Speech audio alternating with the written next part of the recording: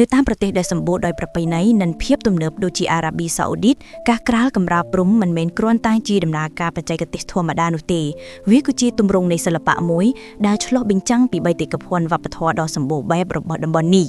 លក្ខណៈពិសេសនៃកម្រាលព្រំលក្ខណៈពិសេសមួយដែលលេចធ្លោនៅក្នុងគម្រោងក្រាលកម្រាលព្រំប្រណីជាច្រើនគឺការប្រើប្រាស់កម្រាលព្រំដែលមានលំនាំប៉ាក់ដោយដៃយ៉ាងល្អិតល្អន់កម្រាលព្រំទាំងនេះច្រើនតែត្រូវបានរចនាឡើងជាពិសេស custom made ដោយបញ្ចូលនៅលំនាំប្រពៃណីរបស់អារ៉ាប៊ីសាអូឌីតនៅក្នុងវីដេអូគេឃើញការប្រើប្រាស់ម៉ាស៊ីនពិសេសសម្រាប់ដៀនិងប៉ាក់ស្រសៃទៅលើក្រណាត់គ្រឹះដែលបង្កើតបានជាលំនាំដ៏ស្មុគស្មាញជំនាញនេះទាមទារនូវភាពជាក់លាក់និងការយកចិត្តទុកដាក់ខ្ពស់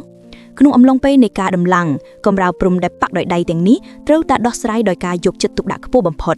ក្រុមកម្មករបានក្រាលកម្រាលព្រំទាំងនេះដោយដៃដោយជង្គង់ជៀសវាងការខូចខាតណាមួយដល់លំនាំដ៏ធ្ងន់ភាពស៊ីគ្នាអ្វីដែលពិបាកបំផុតគឺការតម្រូវស្នាមដេរនិងលំនាំឲ្យមានភាពស៊ីគ្នាឥតខ្ចោះកម្មករត្រូវយកចិត្តទុកដាក់ជាពិសេសទៅលើគែមនិងកន្លែងតភ្ជាប់ដើម្បីធានាថាវាភ្ជាប់គ្នាយ៉ាងរលូនហើយមើលទៅដូចជាកម្រាលព្រំតែមួយផ្ទាំងធំឧបករណ៍ជំនួយពួកគេប្រើប្រាស់ឧបករណ៍ពិសេសដើម្បីរុញនិងតឹងកម្រាលព្រំឲ្យជាប់នឹងផ្ទៃឥដ្ឋលទ្ធផលចុងក្រោយគឺមិនត្រឹមតែជាកម្រាលសម្រាប់គ្របដីប៉ុណ្ណោះទេប៉ុន្តែជាស្នាដៃសិល្បៈដ៏អស្ចារ្យ